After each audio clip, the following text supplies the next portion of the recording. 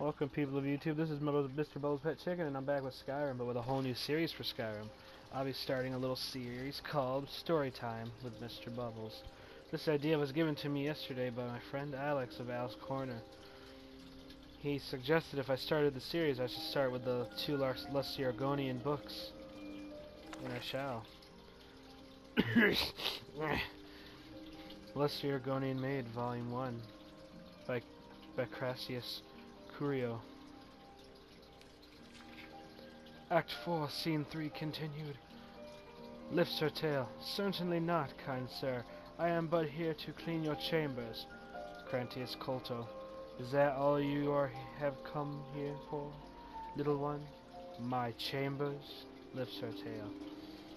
I have no idea what it is you imply, master. I am but a poor Argonian maid. Crantius Colto. So you are, my dumpling. And a good one at that. Such strong legs and shapely tail. Lifts her tail. You embarrass me, sir. Crantius Colto. Fear not. You are safe here with me. Lifts her tail. I must finish cleaning, sir. The mistress will have my head if I do not. Crantius Colto. Cleaning, eh? I have something for you. Here, polish my spear. Lifts her tail. But it is strong. It could take me all night. So huge, I mean. It is so huge, it could take me all night. Pardon me for that error, Crantius Colto.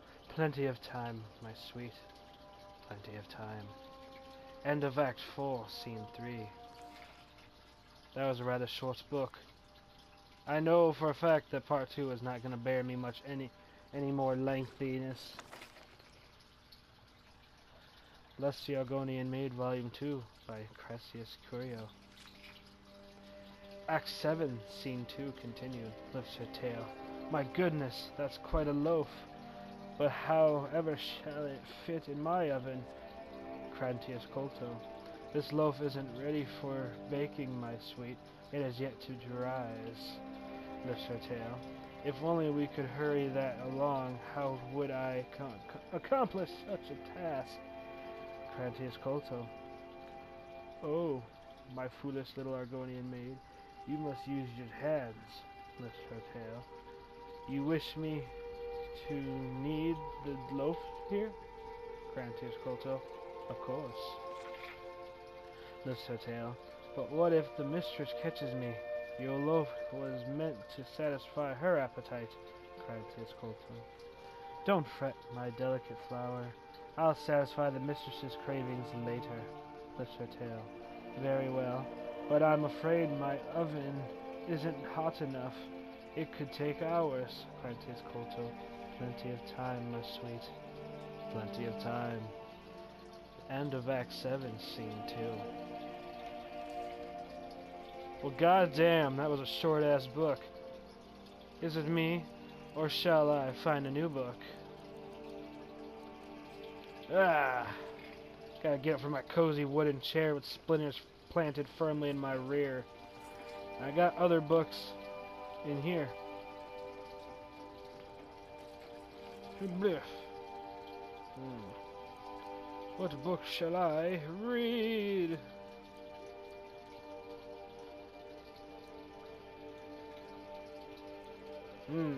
This seems good.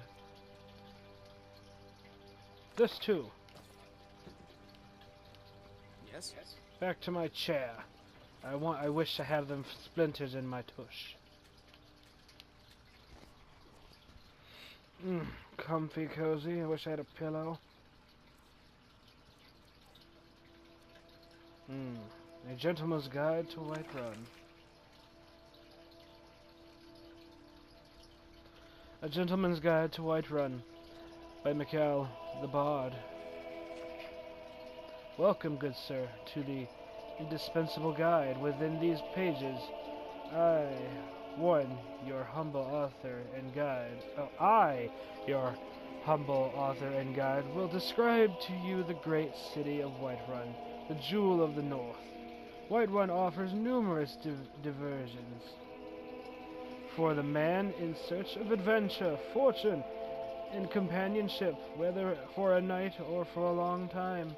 The city is graced with not one, but two worthy taverns there, and there are maids and wenches aplenty.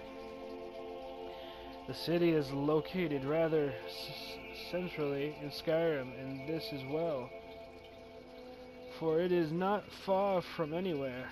Perched high upon a rocky hill, Whiterun dominates the grassy plains that surround it. High wooden walls protect its citizens from the wolves, mammoths, bandits, and other dangers lurking beyond. Fuck, I didn't see that. When you first enter, though, through the city's main gate, I can't English today, you will find yourself in the Plains District. This is so named because of the lowest of the city's three neighborhoods. But here can be found the Bannered Mare, which I count among the finest taverns in all Skyrim. The scenery. Why can I not say that word? The scenery within is quite compelling if you have an eye for the fairer sex. A stout lass named Hulda tends the bar. Hulda tends the bar.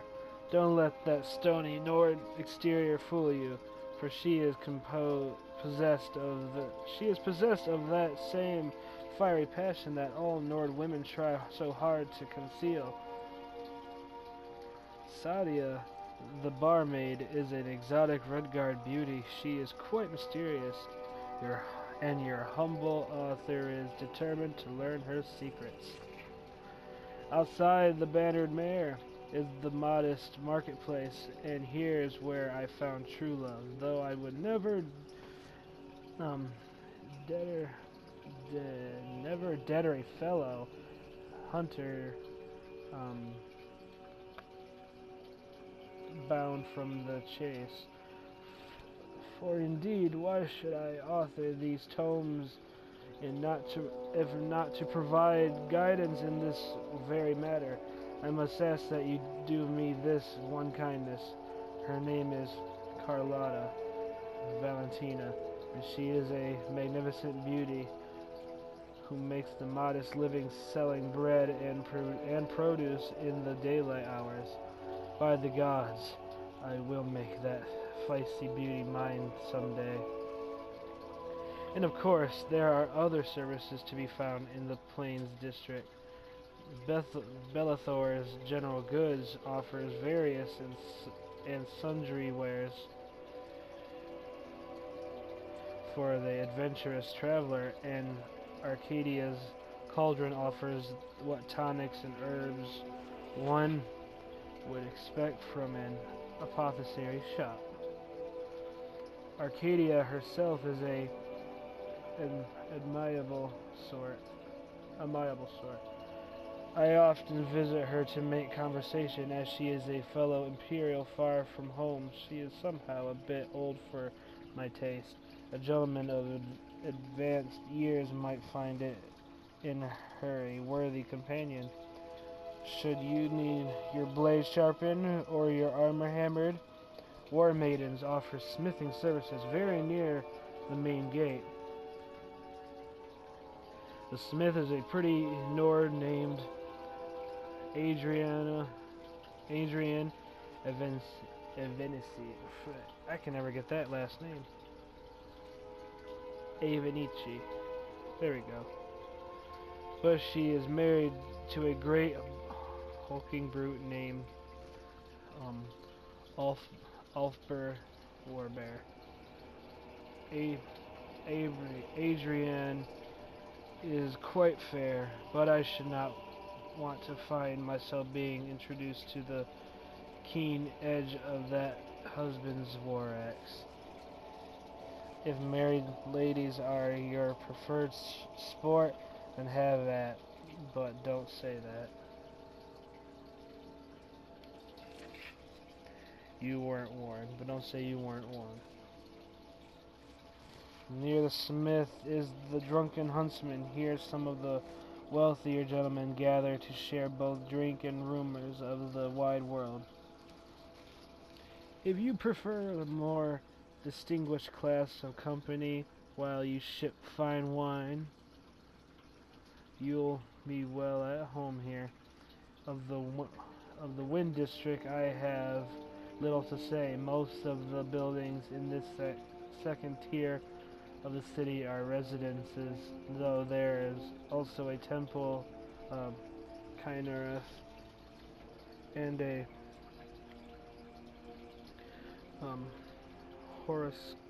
Horavasker of Mead Hall.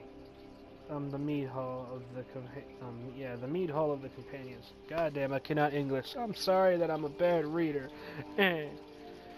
There are some intriguing prospects to be found in the Mead Hall. Should you favor a strong and fearless warrior woman, you will find little game at the temple. However, the priestess Danencia Pure Spring is interested almost exclusively on spiritual matters.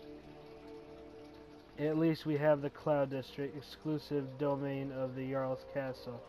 I have had some merry adventures within the stone walls of Dragon's Reach. Let me tell you, the serving girls are almost easily impressed by a well-spoken Imperial. After all, the knights in Skyrim do grow.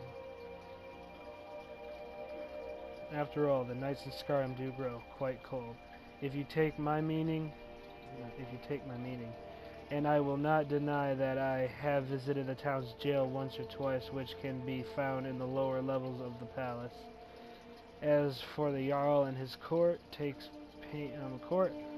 pains to avoid them. I find that they lack any sense of humor or appreciation for the Imperial culture, besides which they are all wealthy men, and so must be viewed as your most serious competition. These Nords are simple folk, after all, and too easily swayed by the sight of fine clothes and a purse full of septums. Now I will conclude this work by wishing you great success in your pursuit of women and wine. Spare a moment in your revels to think of me, your humble author, and the risks I have taken to bring you this most thorough report on all thing of interest to the discerning gentleman in the grand city of Whiterun. But I will not lie and say that it was all the hardship after all. Who could want to sleep alone in such a cold and hard land as this? Not I. Nice book. Very nice book.